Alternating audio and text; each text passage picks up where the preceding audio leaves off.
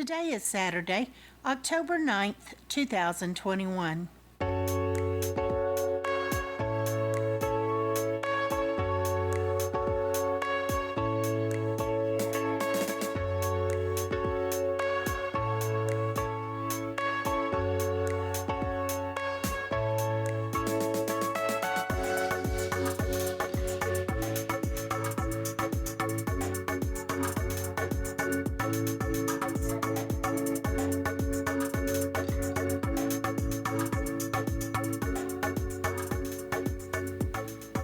Welcome to the Survivor Fans Podcast. I'm Joanne. And I'm Stacy. And this is the listener feedback show for week 3 of Survivor 41. A contentious week. If you say so. Yes, there's a mixed set of opinions about how things are going. So I'm excited because we got a lot of different views, a lot of different lenses. I love different views. Yeah, to view it through, and we're going to get to hear some people say, I loved it, and we're going to get to hear some people say, I hated it. And there's a middle ground too. We got a spectrum because it's definitely the complexity factor of the contents of the episode is affecting people. Just keeping up with the sheer volume of things. Well, that's what entertainment is, isn't it? It moves us. Not always in a good way, but... there's that, yeah. Well, and it can be for different reasons. It can be for the skill of the person providing you the content, or it could be the lack of skill in how things are constructed and put together, too, that move you in a different direction. So, yes, there are multiple dimensions in all this, and the constant is we got a passionate group of Survivor superfans that are weighing in, that took time out of their busy weeks to share their thoughts about the show that we love. And you're going to hear a range of emotions, and it's because they care so much and enjoy the show so much. But there, with that preface, is there anything we need to add before we dive in? I will listen to them all. All right, first up, we got a call from Pete. Hey, Joanne, Stacy. This is Pete from Boston calling here. Wow, awesome episode. I was shocked with the outcome. I'm going to let a great big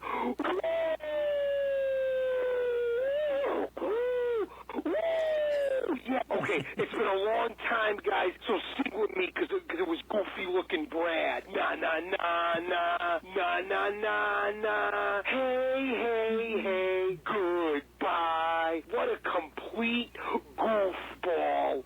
But you know what, though? I felt sorry for him. It's awesome he found the Beware advantage, but he made a tactical, catastrophic mistake when he told Shan about his advantages. Terrible mistake. Now, I don't know if maybe he thought he was closer to her than what we saw based on the edit, but clearly you could tell I actually thought it was going to be JD, and we were getting tricked. But no, Brad got blindsided. Wow. And honestly, I was so glad to see that green team lose. I really did, because I really like the blue team, though I'm starting to worry for Nazir. Looks like he's on the outs, making some bad blunders, like some stand-up goofy comedian with that voice. And then you got Cindy, who is, I don't know, somewhat of a diva, a princess. But I like what she did when she went out on that island with Brad and Tiffany there, not risking her vote there. I thought that was smart. Still not a big fan of Tiffany, though. It's amazing she's still in there, but I will say she pulled her weight in the challenge, and for that, she redeemed herself a little bit with that. Not a lot, because she doesn't know anything at all about the game. Someone's going to put some magic in her brain there. But wow, guys, I'm digging this season. It's been great. I'm glad the yellow team finally, as The Rock would say, won a challenge. But I'm a little bit distraught, though, guys. Did I hear on the next time on, Danny said about Deshaun wanting to throw the challenge? I never love seeing challenges being thrown. I hope that doesn't happen. You know, maybe to get rid of Nazir or the way Cindy's being portrayed. That's going to be interesting, though. I don't want to see someone throw a challenge. Hasn't happened, I think, since San Juan del Sur. So we'll see, guys. But this has been an awesome season, and I was kind kind of glad and disappointed to see Brad go, but it was a great episode. And I don't know, the extra clips, there's no extra clips, so I'm going to have to see what his exit interview was about with Dalton Ross and Parade. Take care, guys. Woo! Thanks, Pete. There is one worthy, well, there were two videos that we watched.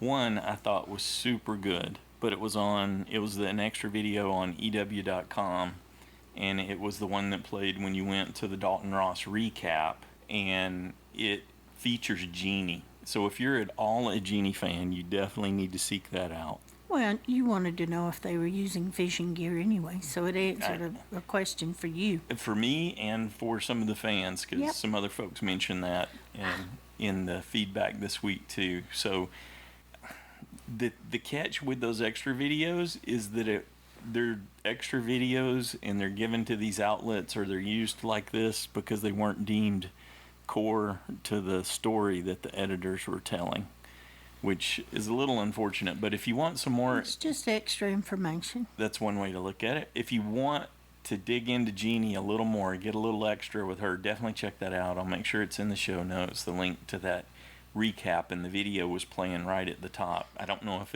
when you went to it played an ad. I think I have an ad blocker in my browser, so I didn't see it. But sure, you didn't put one in my browser. Yeah, well, it causes you trouble. So anyway, the point being, just wait and check it out. I don't know how to directly link to the videos on EW.com, but it was as good as the extra Heather video that we saw, I thought, in terms of giving us some insight into Jeannie. I don't know if it was quite that good, but it did get to tell a little bit about her, her history I'm just well. disappointed, so it was interesting. Yeah, that it gave that kind of depth to her backstory, but it was in an extra video. And the role that she's chosen to play. And the other extra video that they had on the CBS on Survivor YouTube channel was where Tiffany's saying, "You got to come see this. It's crazy." Oh, yeah, and it turns out it's a bunch of turtle hatchlings. Okay, which was fun to see. That could be considered a spoiler. But you should. Not really. It was the next time on the next time on Survivor thing was. Didn't show that. Right. Well, it's a false tease, is what I'm saying. Okay. It's a red herring, but it's a fun little video. But it's really baby turtles. Okay. Now, where your mind went when you saw it was the shocker, which was, you said, turtle soup. Turtle soup. Which, when you see these baby, and you guys are going to think that I said that Stacy would be the one to say that, but no, it was Joanne that went right away to turtle soup. But they're so cute, and I wouldn't really. I couldn't do it, but I'm surprised one of them didn't say, "Hey, a few of those in a pot of water." No, we have soup. They dubbed them the Yase mascot. They were representative of that little turtle that could crawl out of that deep sand and make its way to the ocean. I knew I couldn't do it because we've watched them be hatched and do exactly that down at St. Augustine several times, and it's like they are absolutely adorable. Joanne said turtle soup, guys. I did. I said wasn't turtle Stacy. soup. It was Joanne. Hey, well, yeah. If I were out there and as hungry as they are, then I might have at least thought it. Yep. I couldn't have done it, but somebody could have. Mm-hmm. I don't have to cover Pete. it. That's the natural reaction. Next up, we got a call from Christiana. Hi, Joanne and Stacy. This is Christiana from Massachusetts calling you with my feedback for the week. So, watching the episode prior to the immunity challenge, I had a feeling that Yellow was going to not lose because they got basically no airtime prior to the challenge, and I think it would have been a weird cut to then fully direct back to them for the rest of the episode. I'm happy to see them have a win. I think Tiffany redeemed herself for the most part, and especially with tribes this small, it's not fun to watch one tribe just get decimated, to watch them starve. So they have their flint, they have a little bit of fruit. Hopefully they'll be able to power up and continue to stay strong if the tribes stay the same going into next week. Moving on to the Green Tribe after their loss, I was sweating it out because I had JD safe. He was actually my only non-Luvu player I had safe. So I figured, of course, he's going to be the one to go home. I got lucky, and it was Brad instead. But I will say, JD's playing is all over the place. It's totally chaotic. It's totally sloppy. And he got caught hiding the advantage which you could argue, I don't know, I didn't think that was that catastrophic of a betrayal that as Shan was making it out to be, but I see her point, and it's honestly the worst of both worlds, because if you're going to hide it, you need to hide it. You can't get caught, because then you don't get the trust points, so to speak, of sharing it initially, and you erode trust by being caught by not sharing it. So he's got a big hole to work out of, and he really folded to Shan quite easily, and I was a little disappointed in him by that as well. But I guess Shan's just really running the show, so good for her. We'll see where that goes. The last piece I wanted to bring up is actually from last week's feedback show, and something I appreciate about this podcast and the Survivor community is that everyone brings their own perspective and opinions and walks of life into the context of Survivor, and I think that's really great. I've learned a lot from listening and contributing to the show for the past 4-ish years. And I wanted to push back on the idea that I think the show is getting, whether it's Jeff, producers, CBS, Mark Burnett, whoever, are making the show easier, are making idols easier, so that women can find them and women can win, because we haven't had a women winner, 7 seasons. I don't think that's true. I think the show changes all the time, sometimes for better, sometimes for worse. Edge of extinction, hello. And I think there's a variety of reasons why women have not won in this quote-unquote faster-paced era of Survivor. I think there are societal issues with the genders that may or may not carry into the show, but I don't think that the show needs to be made easier for women to win, because we've had many incredible, powerful women winners. And any person who was on the show, whether it's for 3 days or 39, that's a feat. I would not last 3 hours on Survivor, to be honest. So I just wanted to bring that up, and I'm excited to see how this season plays out. Whoever wins, I think it's going to be great. And I hope everyone has a good week. Bye. Excellent. Thank you, Christiana. I've often considered you a worthy adversary, as I have many of the others here, and I've learned a lot from listening to you and your feedback. So I think you would probably actually do well on Survivor. Well, it sounds like she's like me. We're not going to find out. I don't want to torture myself that way. I don't want to put myself through that. I understand even that if they would take me, which they wouldn't. But good deal. Thanks again, Christiana. Next up, we got a call from Shay. Hi, Joanne. Hi, Stacy. This is Shay. What a wonderful episode. But every episode of Survivor is amazing to me. I really, really enjoyed the 3 people getting to sneak off into boats at night and show up at some little island, watching them walk up with the torch and seeing the other fires going. It was all so very visually stimulating, but was thoroughly anticlimactic. I mean, the only person who won anything didn't get to use it. Poor Brad. It just was not his night. I'm not rooting for anyone yet specifically, nor am I hoping anybody specifically loses, but I was really hoping that Brad might go far into the game, and Shan put a kibosh on that. All I know is I better not hear her talking later about having no one that she can trust, because she did, and then just booted him right off. Though she may have done him a favor,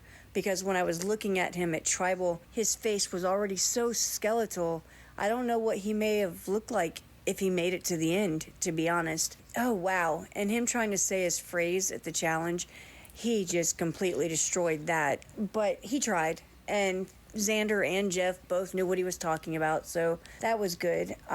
The other thing that stood out to me at the challenge was JD trying to do his fancy little basketball shots. I don't know what he was thinking, but I was so grateful when he finally gave someone else a turn. I also wanted to let you know that I started watching some South African Survivor thanks to my wonderful friends from this podcast who guided me to where I needed to go to find it. And it is so good. It's so colorful for some reason, just like really beautiful and colorful, and the challenges are amazing, and the hidden idols and the rewards, the twists are so cool. It's just a great show, and I really love the host. What I love most about him is when he's at Tribal Council and he goes to get the votes.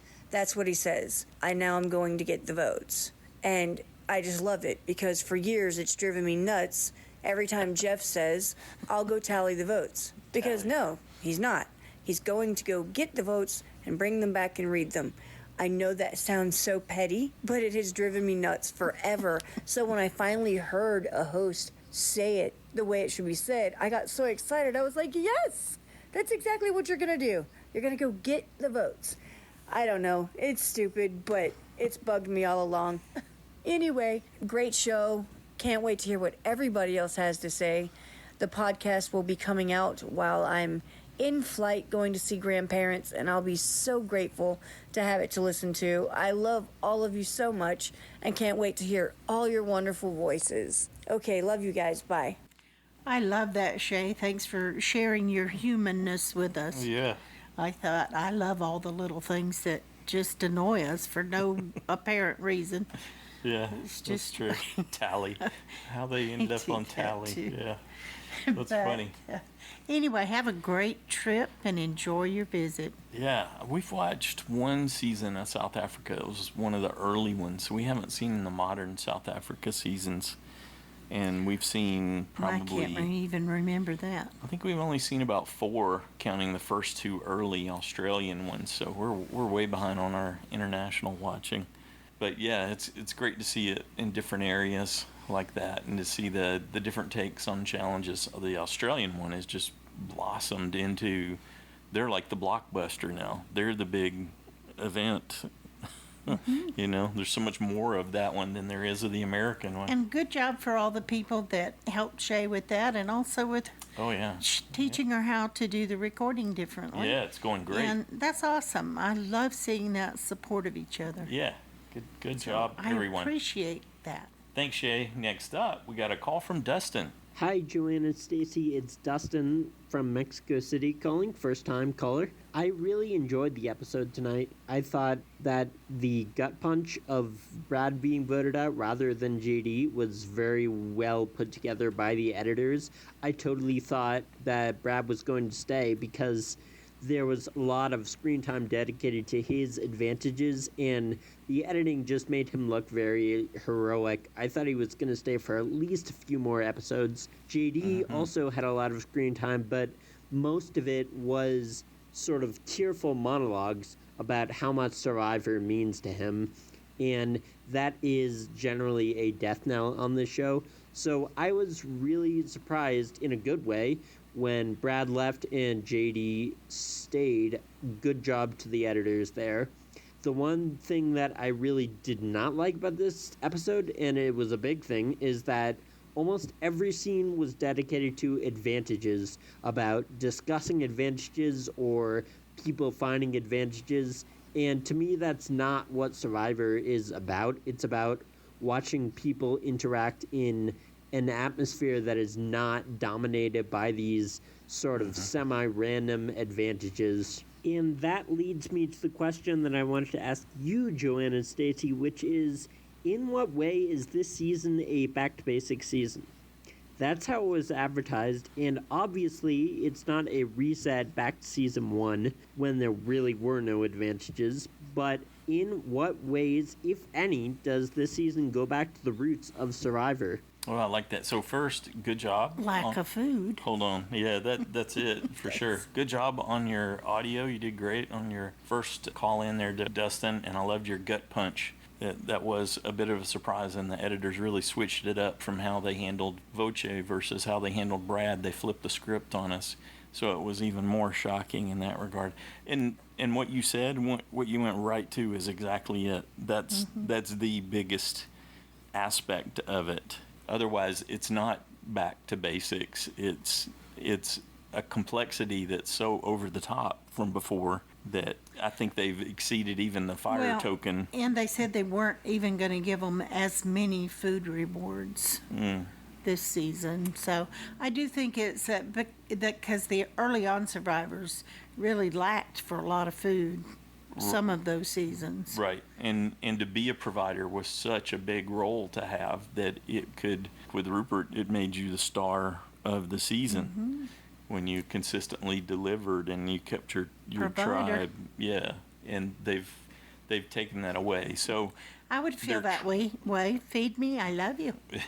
They were trying to, I think, get back to basics. And this is, again, what you'll see in that video with Jeannie. The reason that Jeannie's so happy is that she's getting to cook. The reason she's getting to cook is because they found a great big clam, and she's got all these ideas, and cooking is so essential to her Clam and seaweed. upbringing. Yeah, but it's because they had the masks and the stuff that they were able to spot it.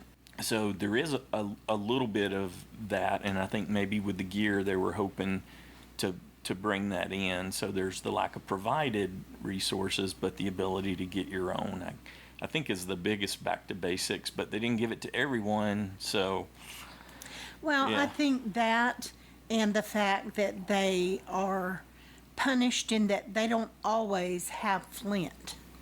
If you're the losing tribe, you have to give up your flint, so it's not as easy to make fire. Yeah, so it's not the original basics of the game, but it's basics in terms of what you have Right. to survive with, I guess, in that regard. So they meant it in different ways. Prop says things, and then they don't necessarily they don't pan out. The monster. Yeah, the monster, the danger, all I that noticed silliness. Brad quotes the monster in some of his interviews. Yeah. And I thought, oh yeah, okay. Yeah. He's Yeah, that's making, another reason it making was Jeff happy. a gut punch, was because he's like Xander. He was doing such a good job of working in the different high points, the themes that they wanted for this season, and then now he's gone. We'll see who else steps into that role. Well, when people start to grow on me and I start to like them, that's usually when they get voted off. Another common theme of the feedback this week. Okay, thanks, Dustin. Good job. Good. Thank you for the question too. Next up, we got a call from Michelle. Hi, this is Michelle from Minnesota. This is the first year that I've participated in the Fantasy League, and I'm really having fun with it. One of the things that they haven't showed us that I wish they would is how much each tribe is eating and what Speaking they're of which. eating, because that's going to factor in to who are the stronger tribes. And just because blue and green got fishing gear in previous rewards, that doesn't mean that they are using it successfully or that they even still have it. As in past seasons, they could have lost it, or nobody is good at using it. So even though they have it, that doesn't mean that they're actually getting any food from benefiting from it. So if they'd show us who we're eating, that would make a difference in which tribes are the stronger ones. Another thing that I remember from the very first seasons of Survivor was they had to eat rats and all kinds of things because they got no food, just like in this season. I've been waiting for them to go back to that because that really makes it Survivor. You have to find your own food to survive. So that's going to factor in a whole lot. Also, I think that the Yellow Tribe has cut their strong players, so if they lose again, they're just going to keep losing members. I mean, Yellow Tribe is going to dissolve, I think, before the merge. Also, I wish they would show us more of the interactions on the Blue Tribe because they haven't really showed us who's getting along in that tribe. We don't see very much of Blue at all because they keep winning. So that's going to make a difference going forward as well. I guess that's it for this week. Thank you again for providing this. It's really fun, and you guys do a great job with the recap. Awesome. Thank you. Bye-bye. All right. Thanks, Michelle.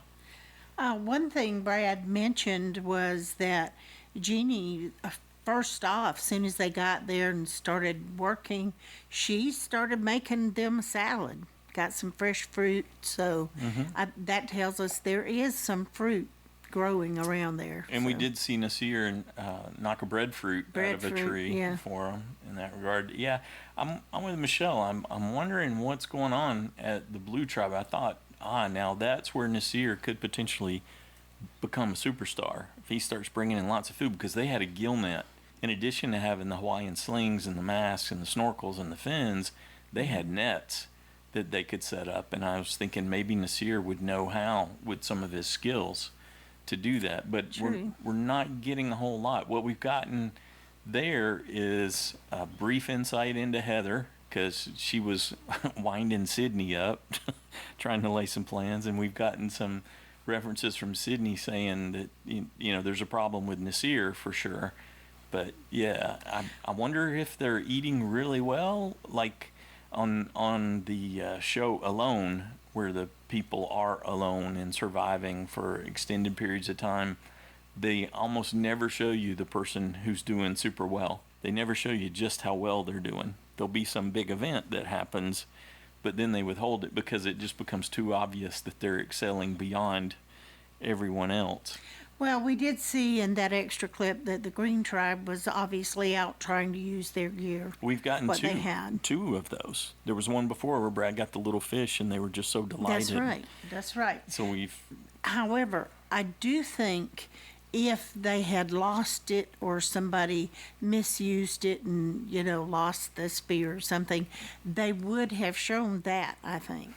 So Maybe, yeah. I'm assuming that hasn't happened because that'd be something they'd want you to see. Yeah, the implications in the past we've Because seen then people whoever lost it gets hated on. either lost or break the Hawaiian sling barbs. Yeah, so. Yeah, good deal. Thanks, Michelle. Next up, we got an email from Josh, the plush moose from Massachusetts. Dear Joanne and Stacy, what a great episode. The season's really hitting its stride. My other observations. Hiding advantages in plain sight by the fires is lame. What's next? Hidden advantages placed in their bags? Liana, they might be accused of playing favorites if that happened, Josh. Liana thinks she made $1 million mistake. Was Tiffany's decision to play it safe instead of risking her vote hers? In a past season, we had Advantage-geddon. This season, we might get Voteless Wednesday. Yeah, could that happen? Everybody loses their vote. Again, yeah. Ugh. Brad believes hard work will be rewarded. The survivor gods rewarded his with no vote, plus advantages and a shot in the dark he couldn't use. Did JD's emoting and cadence remind anyone else of William Shatner as Captain Kirk? Well, I immediately thought of a toddler, but I get the Kirk reference too. That was that's pretty good. Brad's... Were you going to say something? I was just, when you said toddler, I saw the dancing baby. Yeah. Brad's loose lips sank his battleship. I hope a three-way shared immunity works better than a three-way shared key to a restroom. Brad's been eliminated, but his sleeping dummy still has a shot at the $1 million. Tiffany said her plan was a win-win for her. That's not how a win-win works. Why was Brad allowed to choose steal a vote? He had already lost his vote, so if all three had chosen that option, how could he lose it again? That's a good question. Next time on Survivor, Yase finds something crazy that others have to see. My guess is it's a statue of Jeff as Michelangelo's David, with a mullet. If you finished last in the challenge, you didn't get a fruit cup. Jeff channeled the Russian judge when he gave Tiffany's dive a 3.5. Flight attendant Ricard is used to being high, but he's no stoner. However, he does give off a Klingon vibe. He does. Not stoner Klingon, but yeah, there's the Cruella Klingon vibe that he's got for sure. Was JD's advantage sticking out of his pants because they didn't have a Sears catalog? Oh. Jeannie threw a hissy fit when Ua lost. If she wants to win so badly, she should compete. Was JD giving Shan his advantage, his Reichenbach moment? No, I don't think it reached that pinnacle. Not quite. Yeah, definitely not. I like that there'd have to be some substance to JD for that to Now, if he actually doesn't resonate. get it back and he gets sent home because of it, maybe. I still don't think it's going to come close to that. Yeah, that was a whole different level of things going on. I like that Jeff skipped his Captain Obvious Tribal Council fourth wall intro. Yeah, you and me both. Survivor lifts JD up. Like the old commercial, it could soon put him down. If Sean commits the sin of throwing a challenge, he can ask Pastor Shan for penance. Anyway, that's it from me for now. Thanks, Joanne and Stacy, for all you do. I can't wait to hear what the other fans have to say. Stay safe, everybody. Thanks, Josh. Good job. Well, Deshaun, as you know, is my USB. And? However, I'm not going to be real happy with them if they throw a challenge. Go that route. Yeah, I think that would be a big mistake. That would be another sort of back to basics kind of moment where you get someone who doesn't understand things enough to do that. That would make me doubt that he's a fan Yeah. more than, Although being a fan doesn't guarantee anything. No, And more times no. than not, it means that you're going to screw up pretty gloriously or be an early exit.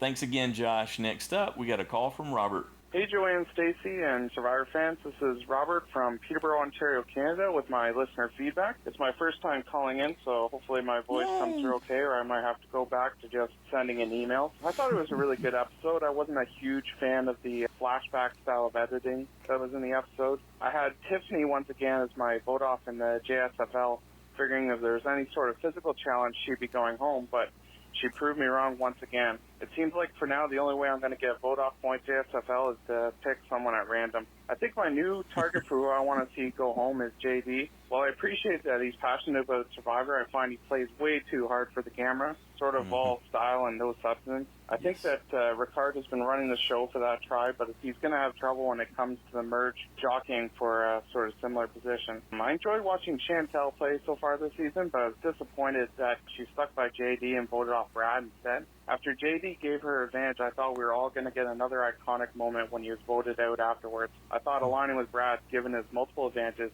would have been great for a game, but what do I know? Anyway, it's surprising to see how little physicality seems to matter in this season. In past seasons, players like Tiffany and Heather, I think, would have been easy first boots. Has Heather even been on camera other than when she sat out for the challenge? Next week on Survivor, it'll be interesting to see if Xander's still talking about butterflies and if he has a new partner that's willing to talk about broccoli trees. All right, thanks a lot. Bye. Nailed it, Robert. Absolutely nailed it. Good job on the audio. You know what I wish for JD? What is that? Is that he didn't want so badly to be Ozzy, Malcolm, Joe, because he isn't naturally like them. Right. That all came more naturally for them. Or apparently did. They weren't that trying it was to be more anybody. innate. They weren't trying to be anybody else. They were just themselves. But he's trying to be someone else, and I think if he would let go of that, he could actually be better. If he could let go of wanting to, I have to do this. This is what Ozzy would do, or this is what Joe would do. And don't do that. I want to see JD.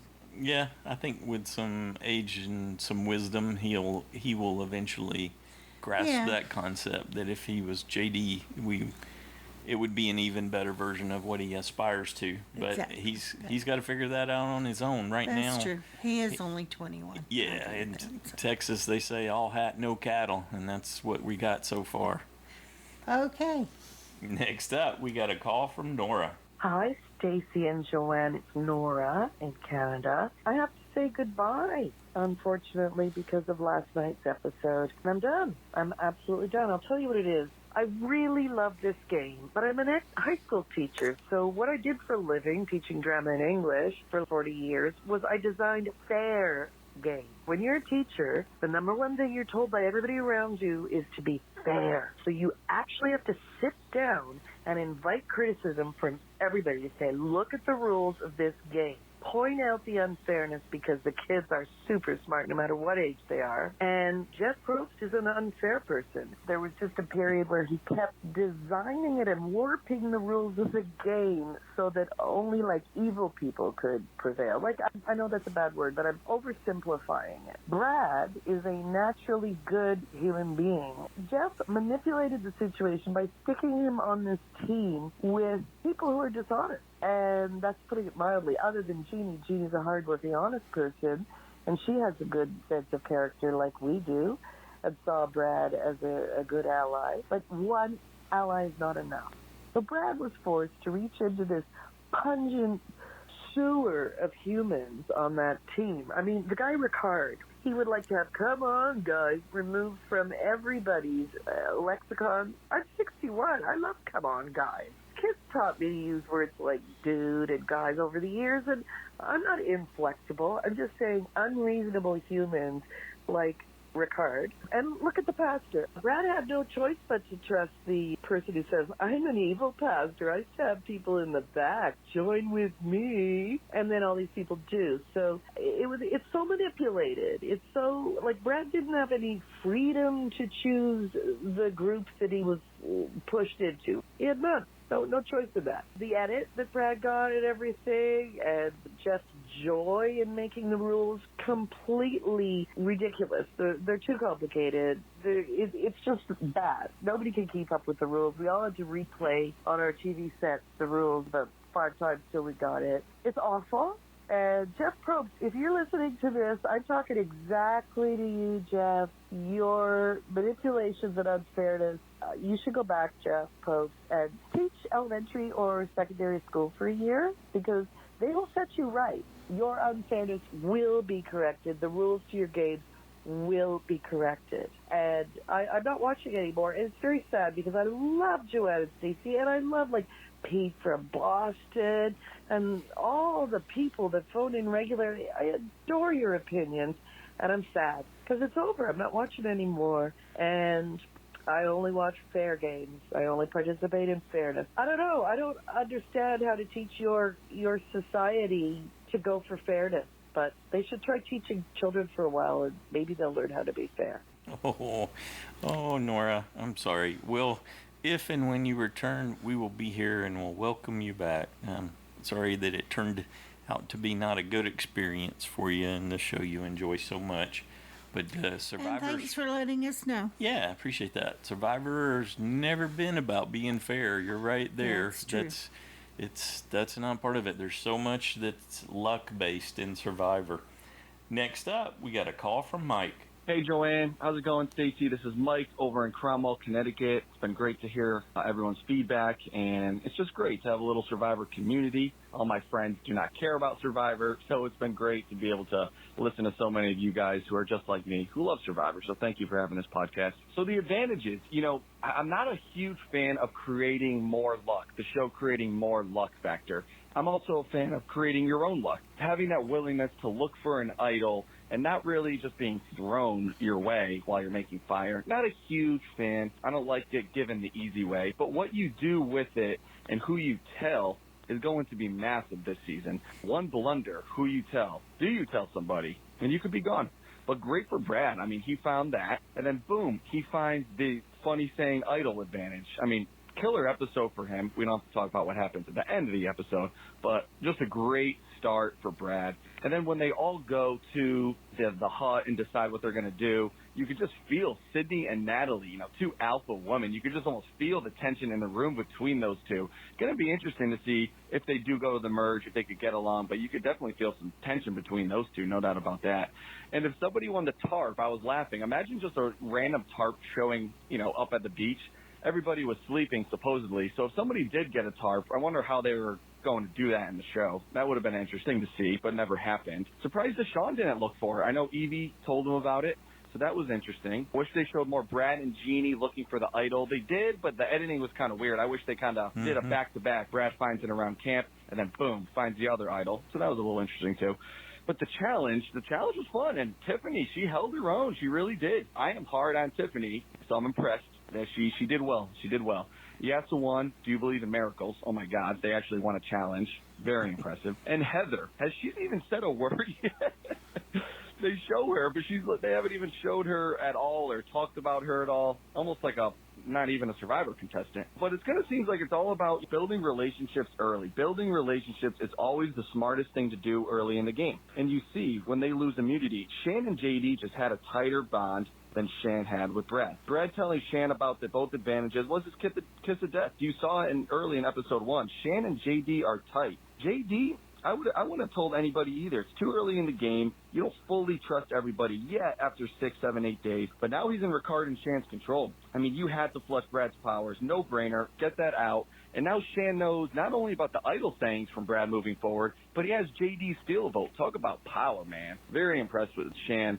My USB Sydney, is she in trouble with the next on Survivor? Who knows? I still don't have any points for voted out. Hopefully soon. Maybe Sydney, my USB is going to be gone. Is it Xander? Is it Jeannie? Who knows? But does that new advantage Is it going to reappear around camp? Does Brad gift it to somebody? I'm interested to see how that works. But thank you guys. A little all over the place today. I wrote some notes down. Thank you guys for having the podcast, and can't wait to hear everybody's thoughts. Bye. Thank you, Mike. Good job. Yeah, it seems like there might be a showdown brewing between the Dons, the three Dons. Huh? Of the three families. You got Sydney squaring off against Shan, squaring off against Tiffany. Which one's going to come out on top? That might be the big battle that's brewing here. You think there's hints of that in the edit? I don't think Brad gave anything away. I don't think he was allowed to do that. Or I think he would have told it in his interviews. But I am thinking that they will re-hide it. I can't see them not doing that, given how invested they are in the concept. Yeah. And you would think that the others would see that as a possibility, and everybody would be searching for it. Yeah, because they've already shown them all actively searching. But will they do both of them, or just the idol, the three-way idol? I think just the three-way idol. Yeah, I don't think they'll do that. Jeannie may have an advantage. There may be hope for Jeannie because she was there when that was found, so she's got a sense of how in general, how they were being hidden. Right. And that could be just a little bit of edge that she needs if you're looking for some hope for Jeannie. Thanks again, Mike. Next up, we got a call from Samantha. This is Samantha, a.k.a. Survivor Rocks from Texas. Can these people learn to keep their mouth closed? Nasir running his mouth to Sydney, and Brad running his mouth and telling about all his advantages. JD is keeping me on the edge of my seat. Please tone it down. Shan is right. You're getting sloppy. But JD is still right. Don't share it with anyone, but also make sure it's not falling out of your shorts on the way back from the bathroom. Now, Tiffany has more game than we think. She's having a hard time during the challenges, but don't count her out yet. That woman has some game. Ricard is running the show on the Green Tribe. I would have voted Brad out too, with a possible idol advantage that could be activated soon and still a vote. Jeannie could be in trouble with Brad gone. Her little hissy fit when they lost shows bad sportsmanship. Since this is a tougher Survivor, I'd love to see no more hidden immunity idols throughout the game, other than this power idol. With Brad gone, though, I'm thinking it's dead in the water. Now, they could rehide it. They can't find them because there's none to be found, other than these advantages. Beware. Excellent. Thanks, Samantha. Next up, we got a call from Ann and John. Hi, I'm John. And I'm Ann. Hi, Survivor fans. And Joanna Stacy. Hi. So, John, we watched the episode together. Yeah. What did you think? It was interesting. Green found the advantage or whatever that made him not be able to vote until all three teams got it. Right. And did you think that was kind of unfair that Brad didn't get to vote? Yeah, and also for Xander, too, kind of, I guess. Yeah, Xander. That's right. He has an extra vote. If he could vote, I think he may be able to tie the votes out. So what did you think of JD, our winner pick? He's not doing so good, really. Seems like he's going to get voted out. I don't know why he gave his advantage to someone else. It doesn't really make sense. Because they're probably just going to use it to vote him out. Yeah, I thought for sure you could say, oh, you know what? I'll let you hold on to it after I come back from tribal council. Because otherwise, I thought for sure she was going to vote him out once he handed over that advantage. Yeah, I was just really surprised. I was trying to think, does she have that evil theme song going on in the back of her head when she got it and she's going to vote him out now for sure? But she didn't, so maybe she's not quite as evil as the mafia pastor that she says she is. What about the challenge, John? What did you think of the challenge? It was interesting. They had to toss the bags on the target finger or whatever. JD didn't do so good at that, did he? Yeah. He was kind of being a show-off. Just like doing these little dances when he was throwing them up, almost. Yeah. He wasn't good at it. You know, Brad was doing a good job on that. So I kind of worry for them next week. I think the green team they're going to probably lose because they don't have Brad to help them. And then probably Jeannie's going to get voted out next, even though she's actually really strong and helps them quite a bit, especially if the other team can keep sitting. Maybe JD. Yeah, maybe JD. Yeah, could be. I guess that's all we have. I mean, it was fun watching it together. I really wish they would have less advantages because it's super boring, all the explanation, and we're missing out on the camp life. But, all right, I'm interested to see what everybody else has to say. Bye, guys. Bye.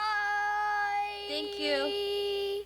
Good job. Thanks, Ann and John. I agree. It's taken away a lot. That so needed to be a 90-minute, 2-hour kind of episode. True. It just was begging for that kind of treatment. And it was so fast. I think that's... It's so packed. Yeah, that's part of what everybody's struggling with. Of course, then you could have had that much more to deal with, too. Who knows? Well, we did sit down and as soon as we finished recording The recap, and got everything done, we sat down and watched it again. Yep, definitely. Thanks again, guys. Next up, we got a call from Drew's crew. We got Drew, Charlie, Adelaide, and Milo. Hey, Joanna, Stacey. Hey, everyone. This is Drew, and with me today I have Charlie, and Adelaide, and Milo. We have Milo here today, and we just watched the challenge for this week. And what did you guys think? It's cool.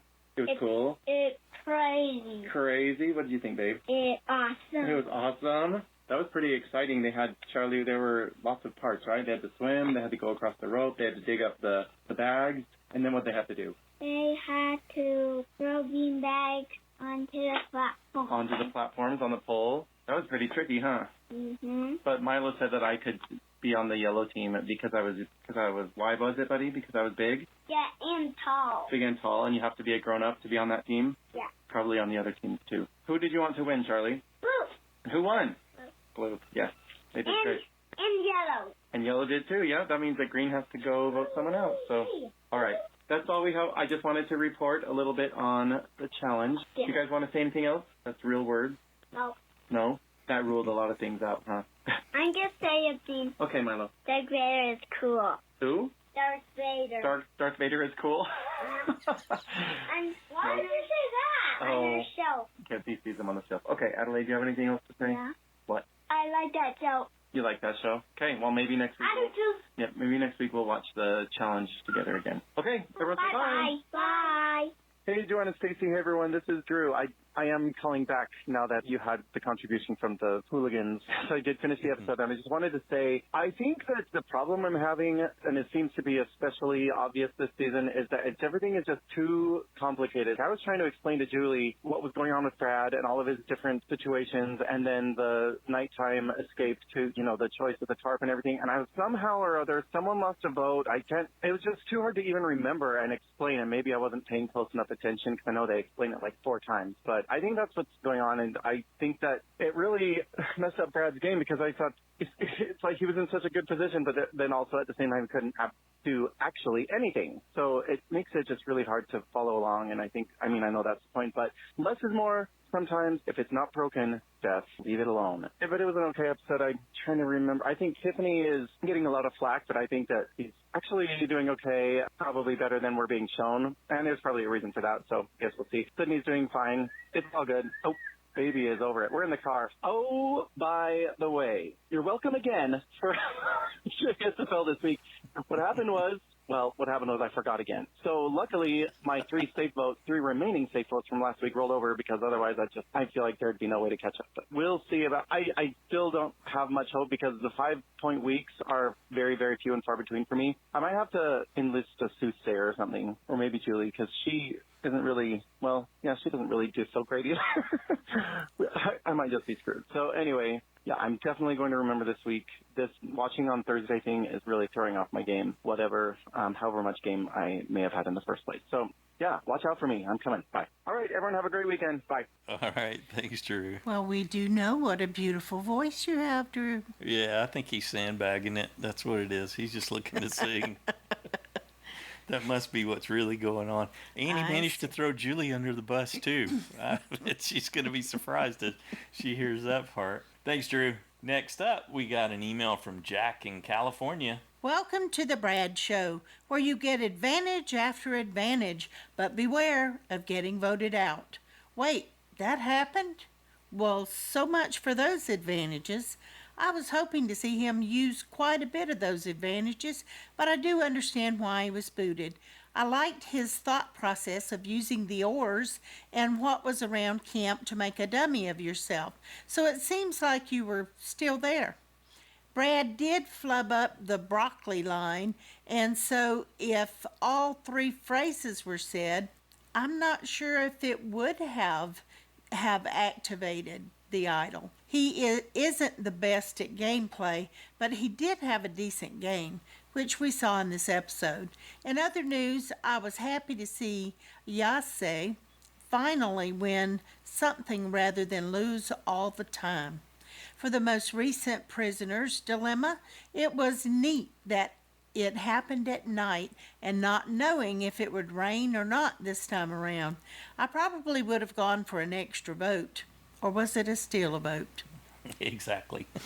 So much confusion. All right, thanks, Jack. Up next, we hear from Parker. What's up? It's Park from Indiana, and you know what? I think I was right. I do just like the other tribes better because I really like this episode too. It's just so fun. The Yua tribe is a mess, and I love it. But they're a smart mess. They're not a dumb mess. The Yase tribe is a dumb mess, so it makes me feel insane watching them. Chantel, she's doing so well. She was right in the middle. Brad and Jeannie didn't even think that she was with Ricard and JD. I don't know if it's confirmed or not, but I've heard that there's probably not a swap. What's Jeannie gonna do? Flip on them at a swap? No. Chantel has 2 strong allies, and Jeannie who's on the bottom. So it's perfect for her. She's in such a great spot. JD got saved again, and I love it. He played risky. he played really risky, but it paid off. Which that's what I'm loving about JD is even though he may play a little dumb, it pays off because he has relationships. He has to have a strong enough relationship with Chantel and with Ricard that they'd keep him despite him lying to them. He has to be doing something right there. Or I just really love JD, which I do. He's amazing. Really love Ricard. That 3 on Yua, amazing. Well, JD's doing less well, but I love him more than the other 2. At Luvu, man, I think Sydney may be out of here. It shows on the next time that she's crying and throwing fits about stuff. You guys haven't lost at all. What are you crying about? You haven't faced any adversity in this game yet. I feel like they may try to throw because they're talking about it, but I don't think they're actually going to lose a challenge. I think it's going to be Yase losing again. But then they're going to keep Xander over Tiffany because Xander's better than the challenges. And it's going to be just like Luzon keeping Spencer over Jatia. Just like that. And the Braun tribe is going to try to throw, but then they don't because the Brains tribe sucks so bad. That's what's going to happen next week. I'm predicting it. I got full points for the first time this season and probably forever in my times of doing the fantasy league. But I was just so excited. So excited that my boy JD stayed in the game because he's so good. And he's such a great storyteller, narrator, and at Tribal, he thrives. How he was talking about how much this game means to him, it just hit home for me. I was like, man, that's how I feel too about Survivors. I wanted to be Malcolm, I wanted to be Spencer, and not Woo. I don't want to be Woo, but I want to be Spencer. As a kid watching and like, man, I want to be like these guys, and I'm so awkward and nerdy and dorky, but seeing Spencer, people like Spencer and David Wright thrive, I'm like, I could do it. I could be that guy. And now I'm seeing JD do it too. Someone who's my age has a similar story as me do what I want to do. His story hits so home for me personally that I don't care if he messes up sometimes. I'm Team JD all the way because he's me but way cooler. So I'm rooting for him hardcore. I will see you guys next time. Thanks, Parker. I'm Team Parker. I think that you would be a fantastic Parker. You don't got to be anyone else, like we were saying. That's right. Be yourself. The biggest challenge that you face is figuring out what you bring, who you are, and what you've got to bring, and what your capabilities are, and just honing those. And you don't want to measure yourself against others or get caught in that crazy loop, which so happens so often with the way a lot of the social media is set up these days. but I'm also you're enjoying JD that much. Makes me appreciate him more. Thanks, Parker.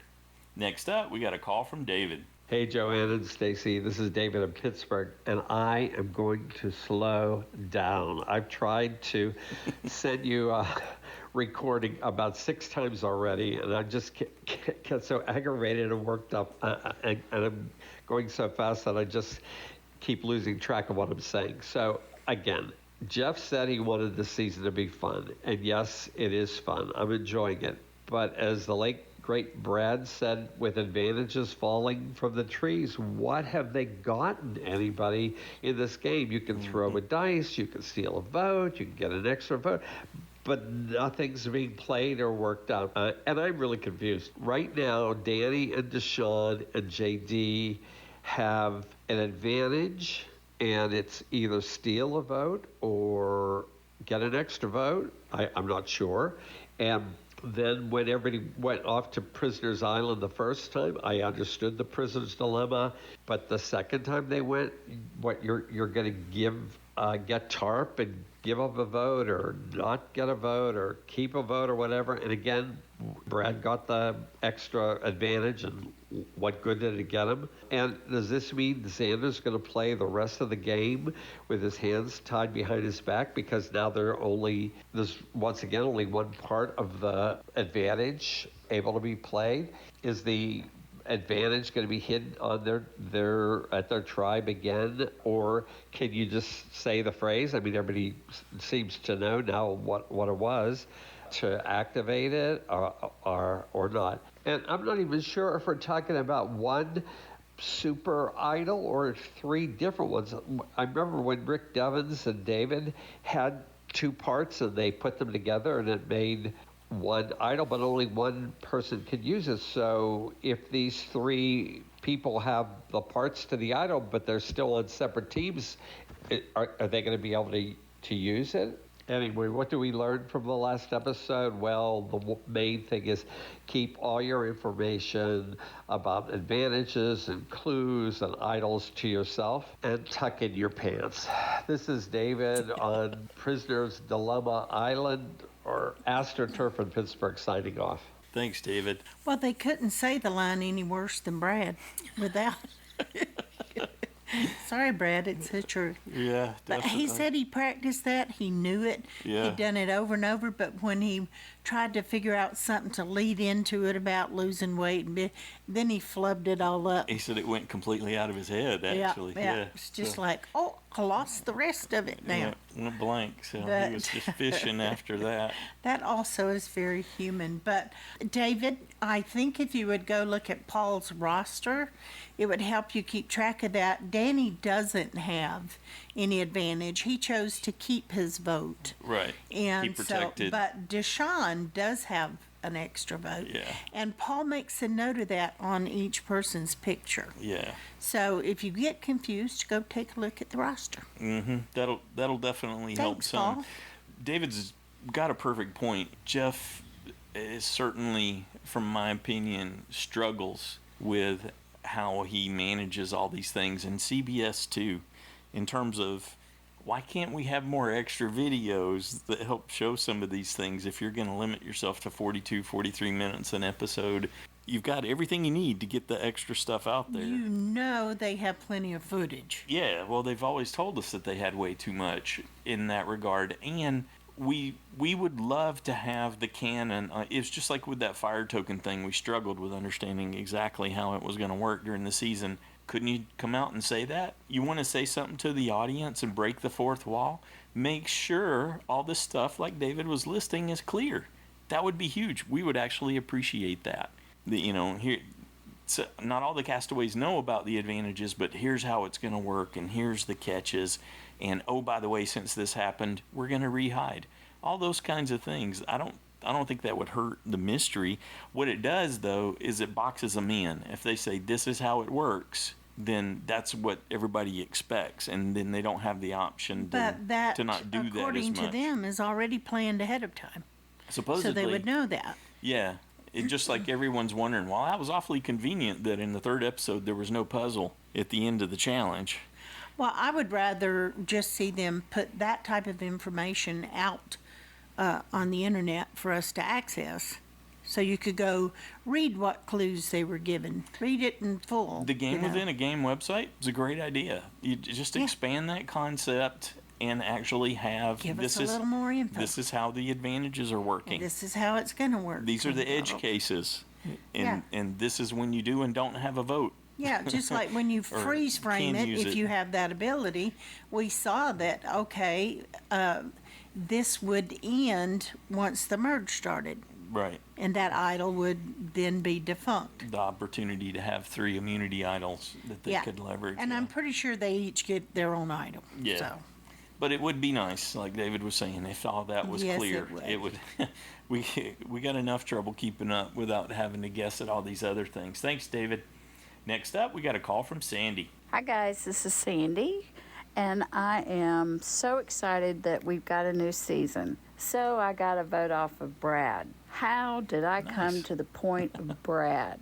Well, before this episode, he really was getting on my nerves. There's just something about the way he was playing. I kept wanting to go, chill, dude, chill. He's just playing so hard and fast. He's also not aware that he's on the bottom rung. When he got up and everybody else was chatting and laughing, he should have gotten his little butt down there and been chatting and laughing with them. But no, he stayed back and got an advantage. So he got that advantage. Then somehow, in the same day, he gets the idol, the third of the idol, and realizes all that stuff he has to say, which is just insane. But at the immunity challenge, I would not have said my portion. I would have waited to see if 1 and 3 had gotten their parts and then said my part. Maybe he had to. I don't know. I just wouldn't give anything away to anybody until I knew that both of the other teams had found theirs. Then, when he got on the boat, first of all, let's go over him sneaking off. Oh, my word. Is he James Bond? No. Secondly, so what if somebody finds you walking around? Who cares? You can make up an excuse, for pity's sake. Then thirdly, why didn't he tell Sydney to go find the third part of the idol? I mean, my word, until someone on her team finds it, nobody can vote. Or he can't vote, and whatever the other kid's name is can't vote. So, and I thought it was so smart to get him out because he's so powerful. Why wouldn't you get him out? And then, knowing what you know, get on your hands and knees and find the third idol again. Anyway, he was just, I don't know why, but he was just getting on my nerves. So, and Tiffany, she should have gone last week too. She's not helpful. She's a loose cannon. Okay, guys, I also think Nassar is not long for this world. Talk to you later. Bye. Okay. Thanks, Sandi.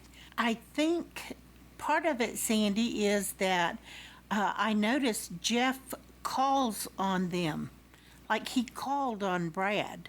So Brad took that opportunity because Jeff addressed him to say his line. And then he went to Xander and asked Xander a question, which gave Xander the opportunity. So I think Jeff is actually leading that once they know who's got it. I think that's the way that gets started. At least that was my observation from the last. I think they have to say it for sure the first time. I guess. Yeah, but he's given them the opportunity to speak, is what I meant. I understood. Without having them to just interrupt him. To Sandy's point, I thought that he had to say it. Well, and to you, Sandi is another Southern woman who naturally says dude, because we grew up doing it. So there. Uh-huh. He gives me grief for saying dude. It just sounds so odd when you say it sometimes. Yeah, well. The circumstances Your that you problem. choose. Your problem. Absolutely. The other thing that Sandi mentioned that that I liked was, and I thought was a great question, was why didn't Brad say something to Sydney? He had an opportunity and it just didn't occur to him the way it occurred to Evie to tell Deshawn. But like Sandi was saying, he's got a vested interest in having that one found. So in terms of how this particular shared idol works, it really does sort of conjure that up. It might have been a missed opportunity for him. He was so hoping to hear that, and yet he didn't do everything in his power to help make sure that it might happen. Good deal. Well, I think he said in one of his interviews he was trying not to give away too much. So he probably didn't think that all the way through. Try to balance that with blurting everything out to Shan. Yep. But, okay, thanks, Sandi. Next up, we got a call from Rashmi. Hello, Joanne and Stacy and all my Survivor friends. Another episode of Survivor and another avalanche of advantages. Oh my God, they seem to be raining from the sky so that even if the players can't find them, they're right in front of their noses. I am so confused with so many advantages. I first thought that they were only the Beware ones and the normal idol ones, but now each one has the title Beware on it. So it's just too confusing. I don't know by the end of the episode who has a vote, who has an extra vote, who has steal a vote, and who has just a normal vote. I don't know where a Survivor is going at the moment. Look, I just love having Survivor on the screen. I'm grateful for it, but there's just too much happening there, and we are not seeing the whole core of Survivor, which was manipulation and control. We're not seeing that. And what about this other aspect that they had said that we're not going to be giving them any food or any comforts? So we haven't seen that side of the game where we can see how they're surviving, what they're getting for their food. It's just a bit too much for me at the moment. The other thing is I am really bored by the prisoner's dilemma. Even that is so confusing, and thanks for Joanne and Stacy to somewhat explaining what was going on with the tarp and no tarp and steal a vote. The other thing is that I did like the backstory of the survivors, but not everybody has a sob story and how Survivor is affecting them or has influenced their lives. Look, Survivor is a game of outwit, outlast, and outplay. But now they have brought this other aspect in there, which is like outcry themselves. I do hope we get a bit more of the Survivor, where we can see all the strategizing and everything else. And of course, I do still enjoy the challenges, and I'm hoping that we will get back on track. And that's it. I don't want to speculate as to who's going out next, because at the moment I have no clue. So waiting to hear what everybody else has to say. Cheers. Cheers, Rashmi. I love how it cried. That's awesome. Oh, that cracked me up too. I really, really hope they're not going down that path the way all the music reality shows do, because they're all about the crying and the sob stories. And that was one of the reasons I quit watching The Voice. That pattern is just so... What? Don't be messing with my show. That and the fact that they don't follow through with what they say they're going to do for the artists, and I just invite you to leave the room. And that children end up winning when they're adults there that are way more skillful in any case. Or hold your tongue. But that outcry thing, gets... that's a button for me too, Rashmi. I appreciate that outcry. That's good. And if you want a hint on who's going, check in with Sandi. Just ask her who's really annoying her, and she'll have a pick for you. There you go. I should pay attention because I haven't gotten any vote up points. Yeah, good deal. Thanks, Rashmi. Next up, we got a call from Shahin.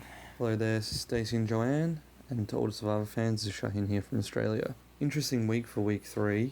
In terms of the little bits and pieces that we saw during the episode. Found it a rather interesting episode. For all intents and purposes, I thought Yellow Tribe was going to go down again.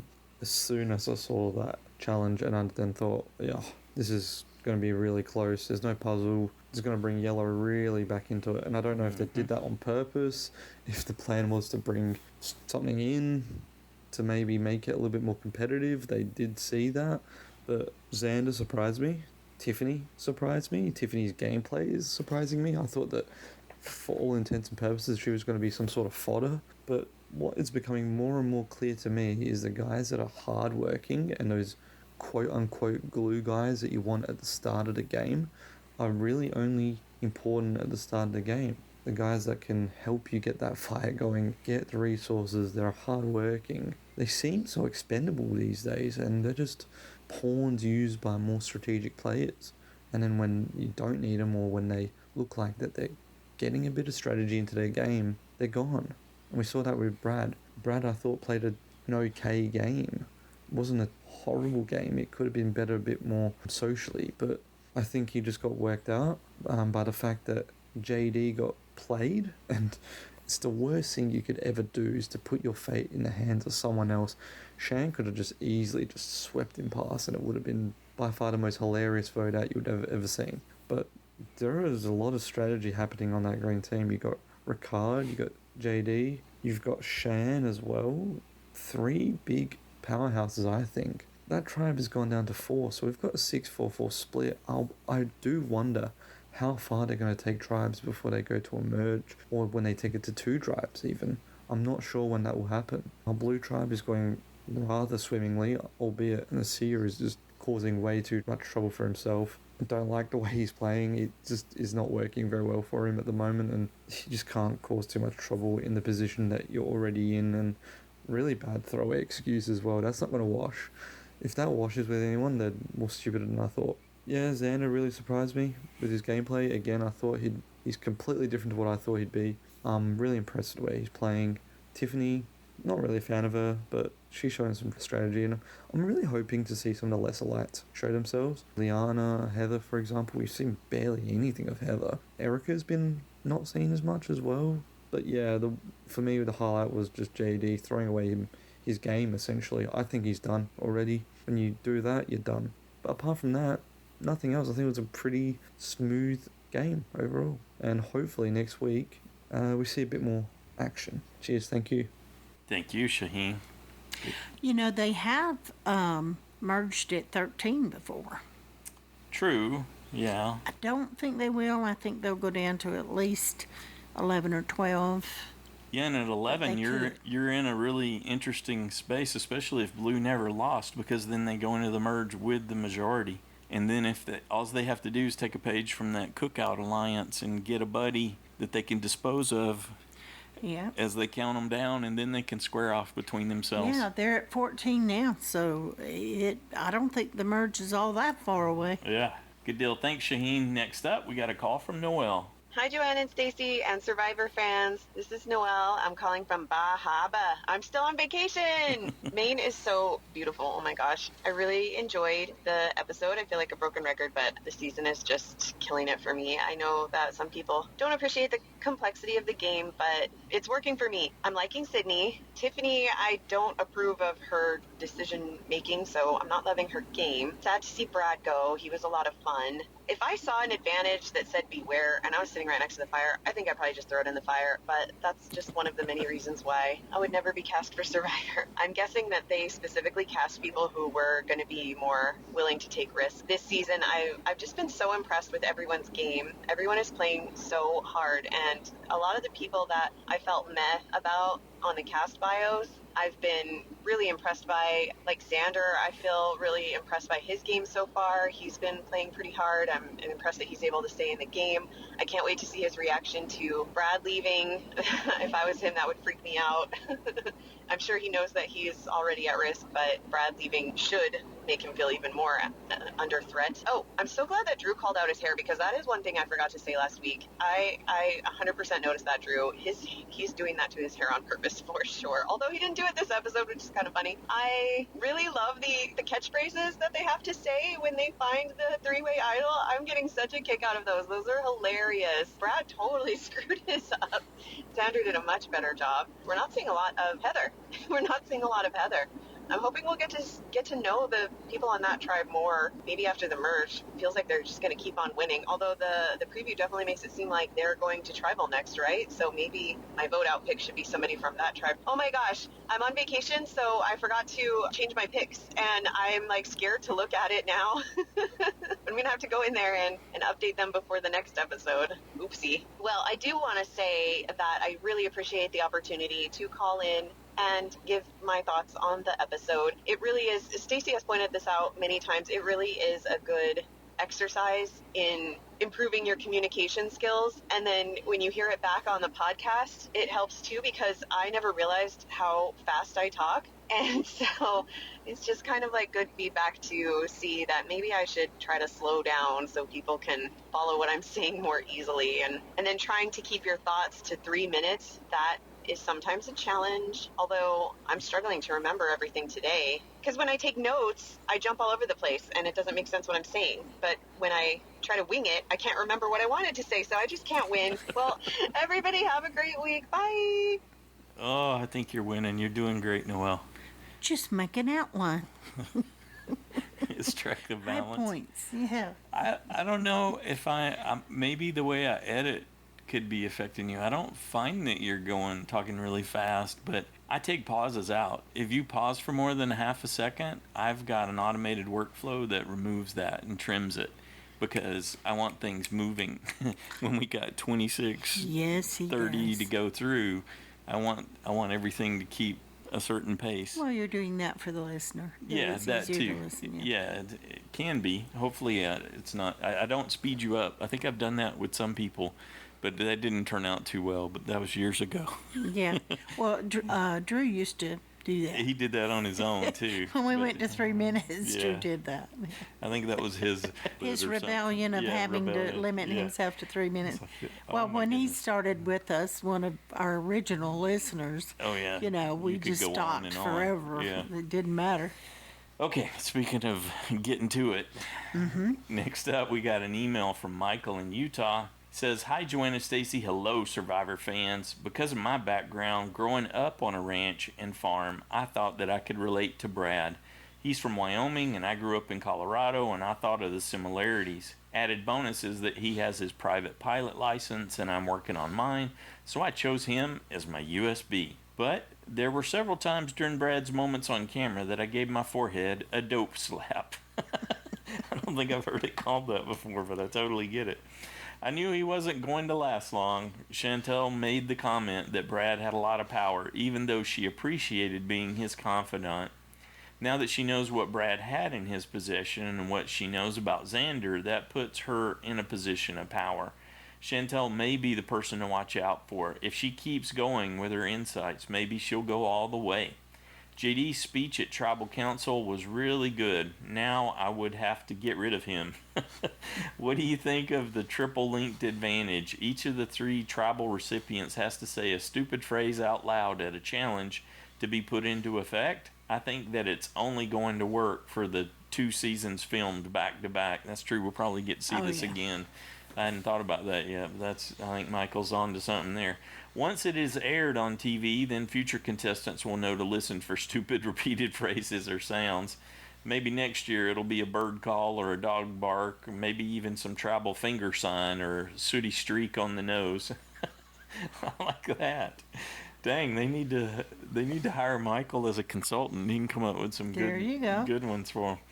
"That's all for me for now. Keep up the great work you do. You guys are welcome at my fire anytime." He's got the great catchphrase there. That's right. Thanks, Michael. Next up, we got a call from Cameron. "Hey, Joanne and Stacey and Survivor fans. This is Cameron from North Carolina.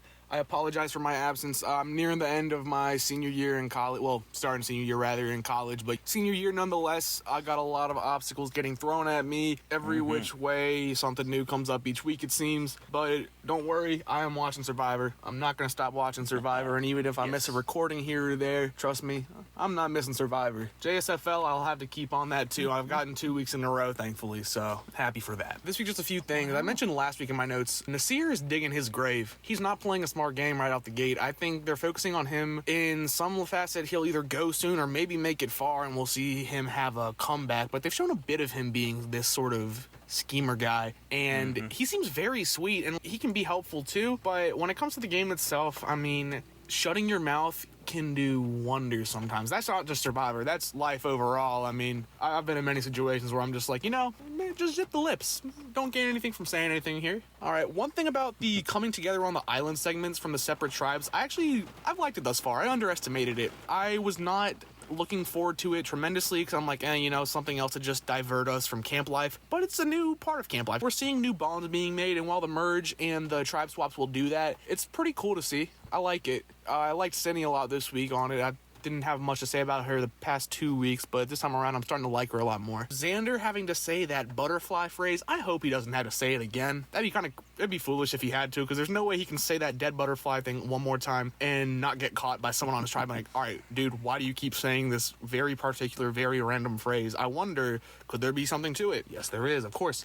Brad won't be there to say his part anymore, of course, so someone else will have to do his. And lastly, on the topic of Brad, I was sad to see him go. I think they made a foolish move there. I don't know, Chantel made the foolish move, in my opinion. My dad he's been watching for the first time since, Survivor All-Stars. I'm talking season 8. And he made the good point, which is Chantel just jumped ship so quickly. And in her corner, she had Brad, and she got JD. But she's so quick to turn on both of them, and that Ricard is the schemer there. And Chantel, she wants to be the but that is just going to turn into a womp womp, in my opinion. All right, about all I got this week. Thanks so much, guys. I'll see you all next time. Oh, great to hear from you again. Thanks, Cameron. I remember my senior year. I was finishing off my junior and senior year, and I was at co-op, so I would be at work making enough money to pay for the next quarter, and then I went back and did that, and it was crazy. Just the loads, the workloads, and all the stuff that was going on. So, all right, good luck with that, and we'll be here whenever you're able to check in. Next up, we got a call from KimJ. Hey, Joanne and Stacy, it's KimJ from Nashville. I have thoroughly enjoyed the season so far. The cast is great, and that always makes a huge difference.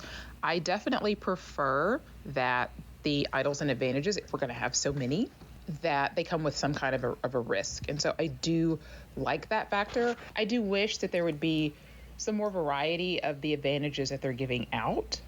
I don't want there to be 15,000 extra votes floating around, especially if we have all these stipulations of people not being able to vote. Then when you have the issue with the steal a vote, which is now gone, I get it because Brad's out. But theoretically, if you have the steal a vote, can you steal a vote if you don't have a vote? It seems like you should be able to, but I don't know. And then if you steal a vote of somebody that doesn't have a vote, does that render it void? There's just so many questions. I can't imagine for the casual viewer who doesn't listen to podcasts, get on subreddit threads, Facebook groups, how they're able to even keep up with all of these things when those of us who are super fans have a hard time knowing what all of the rules are.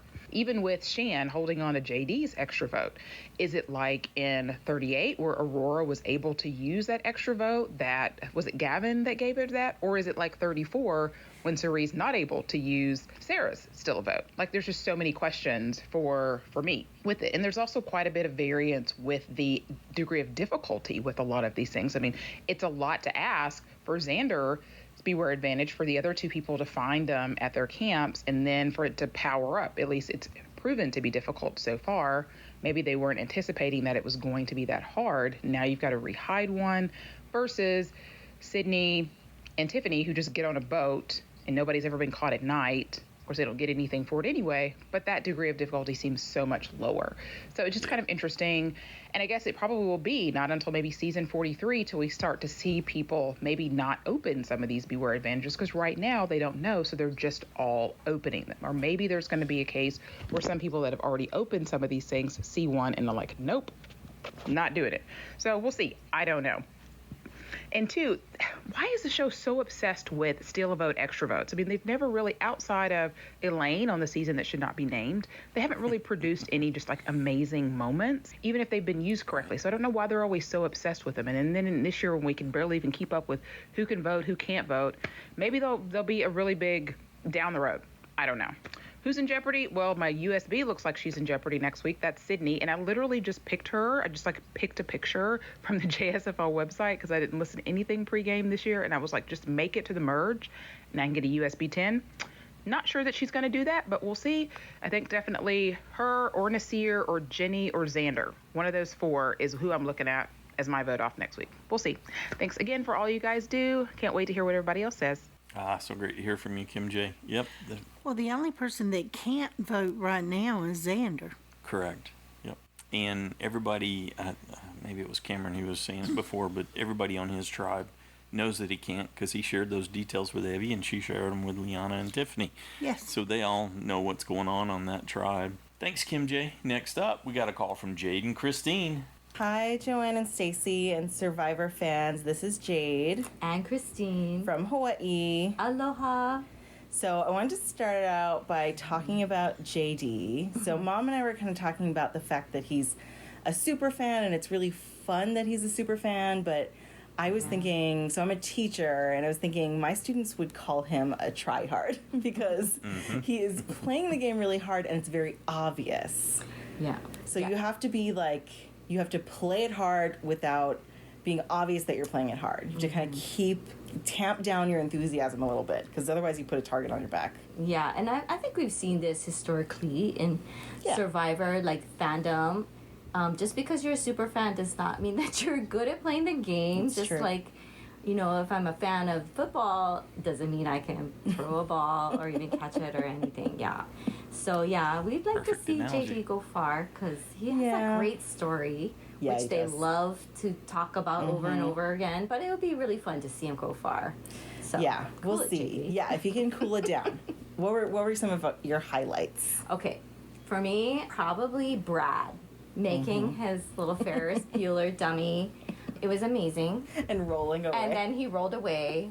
Yeah, I don't know, his hijinks, like what he gets up to, it's so fun. Yeah. Yeah, and I'm gonna miss him. Yeah. Because he was really fun to watch. But Yeah, he was funny. Yeah, maybe we'll get to see some other players. So Yeah. they don't show much.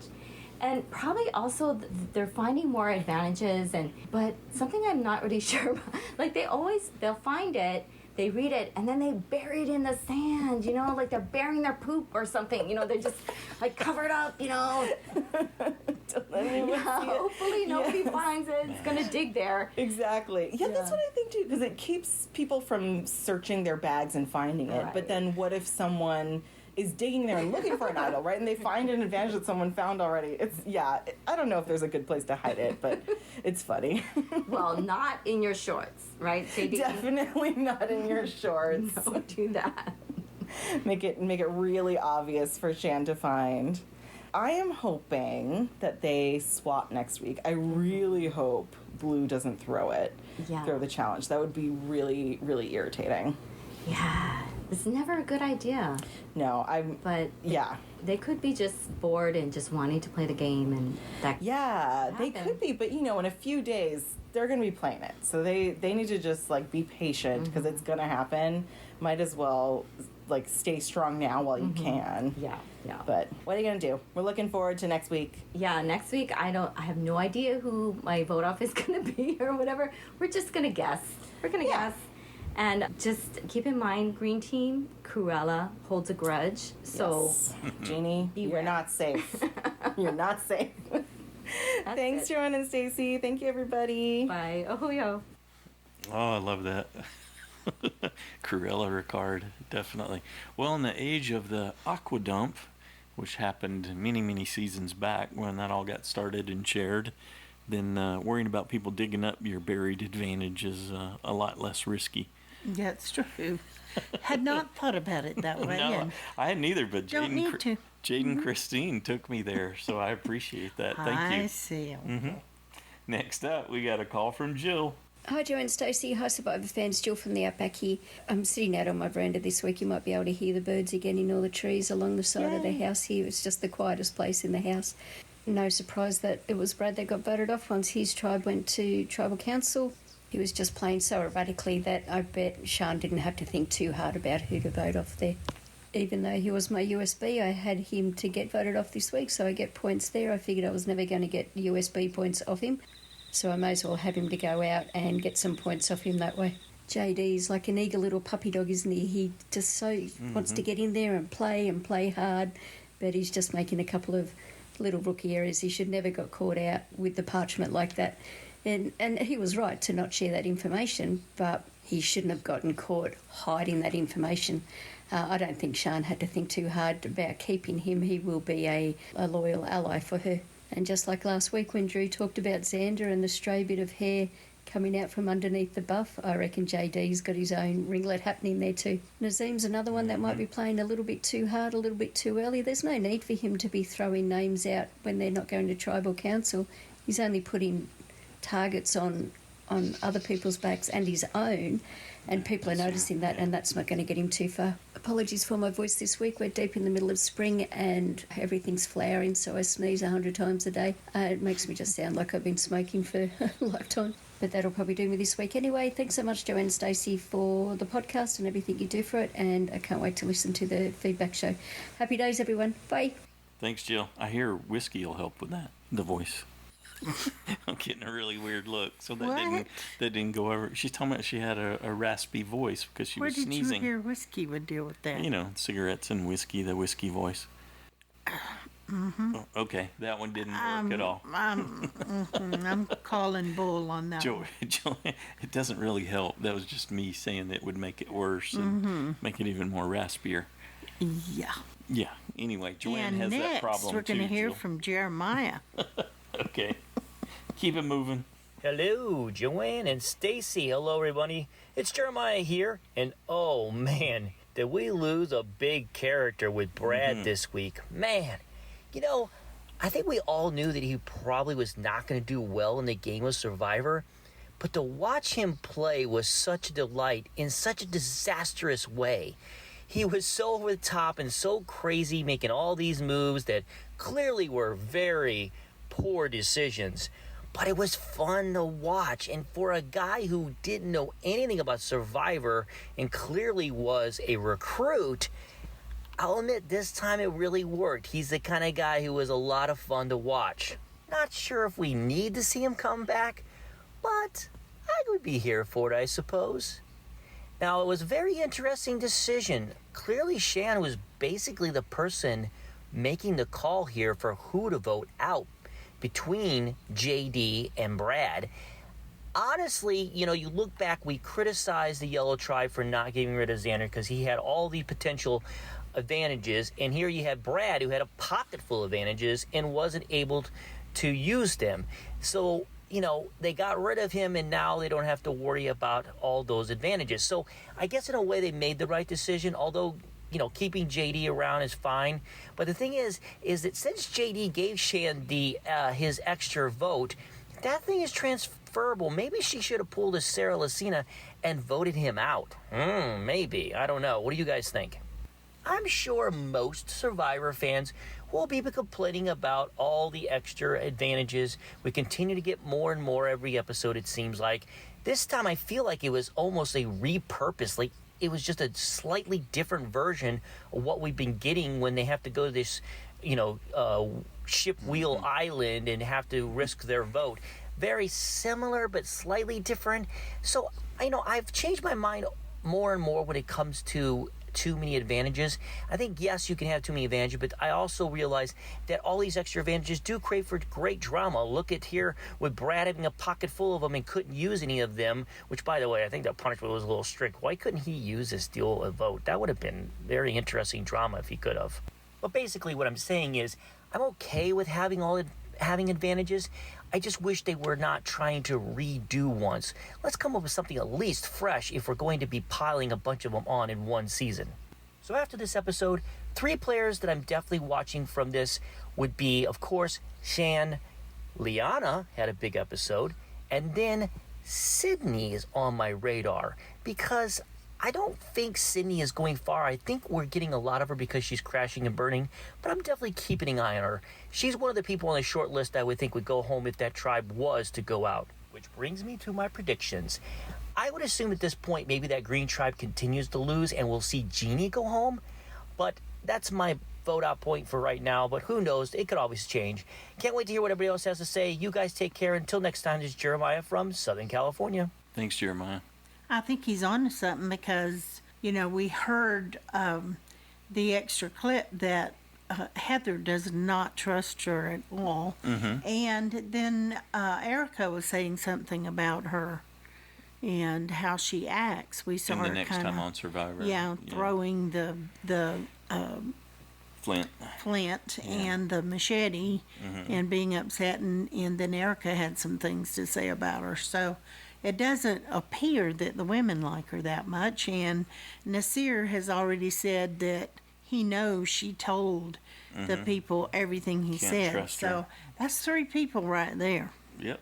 Could be enough if they end up in jeopardy. Yeah. And if there's not a puzzle at this next challenge, then you got to think there's a potential for it, especially with Deshawn throwing that big wrench in the works with potentially wanting to throw.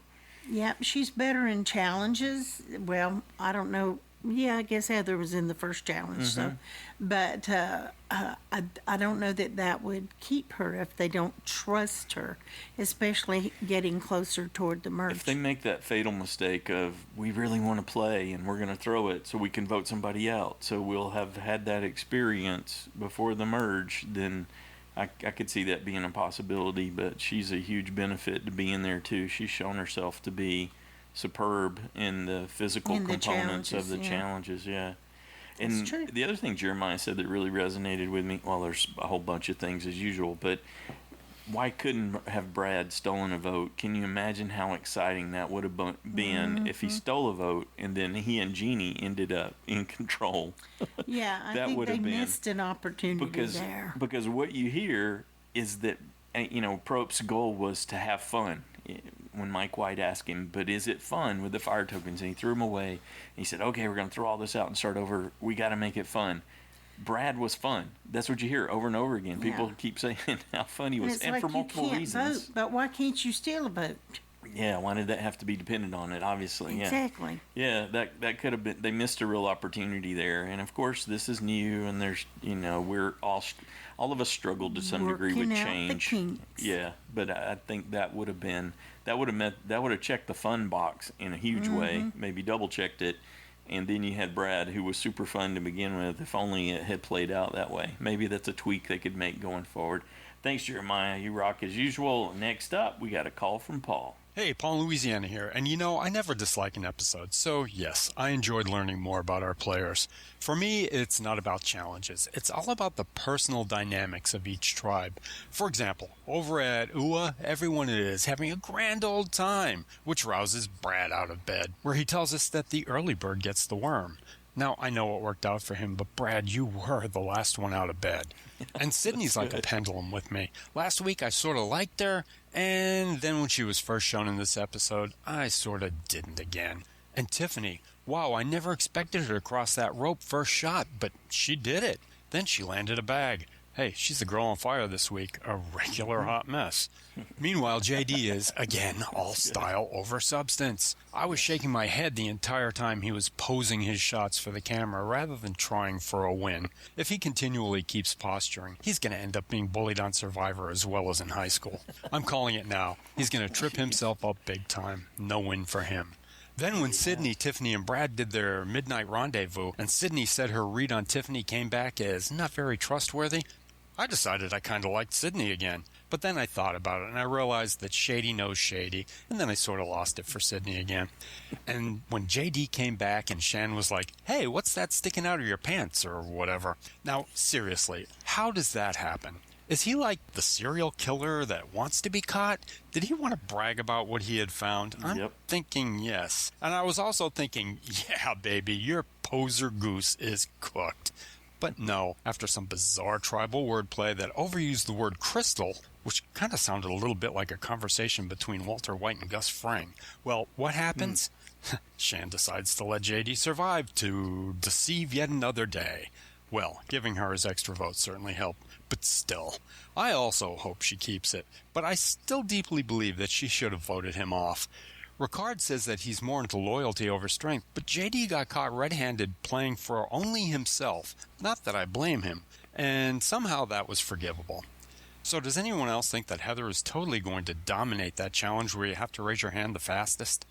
Now, I might be wrong here, but I think she was the first survivor to speak in episode 1. And since then, has she not even had one confessional? Do we have to worry about her quitting midway through the season because Purple Kelly had it? And it's sad for me to see that Jeannie is so out of the loop. She's dead girl walking on that tribe and possibly my next pick to go because, like I said last week, I won't pick Xander to go. And yes, I was completely stoked when Yesay didn't lose that challenge. Finally, may I say, Deshaun, wake up and find that three-way idol that you know about.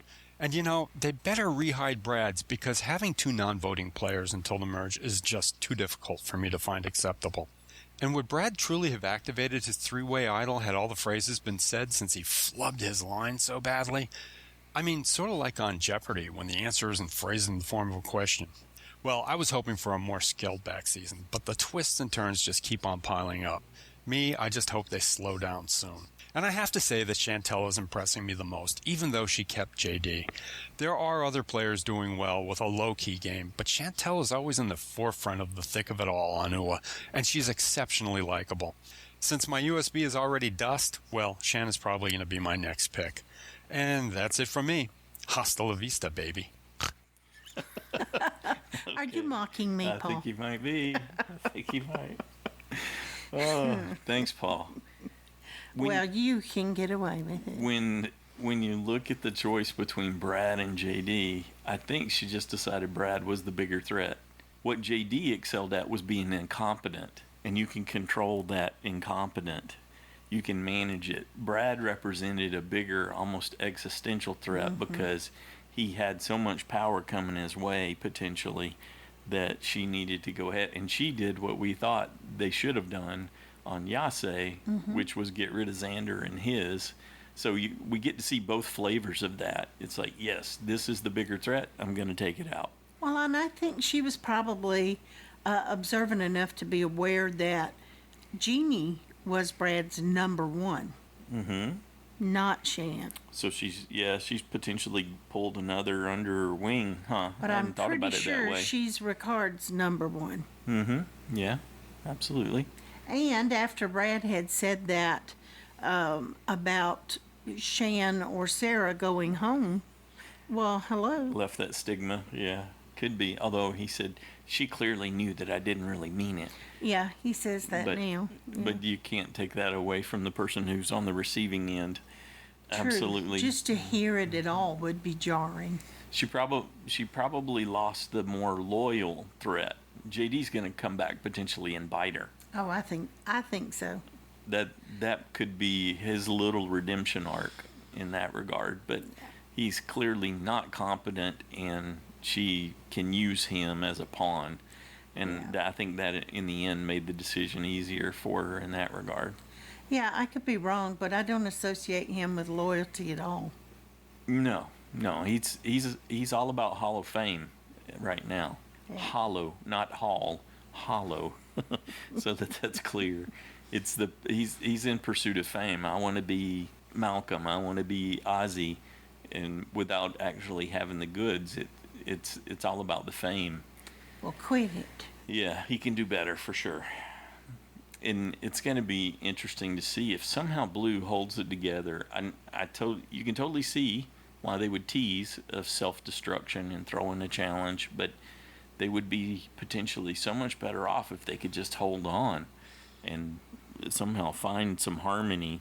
I feel myself getting a mommy face. Yeah? When I think about that. What's that?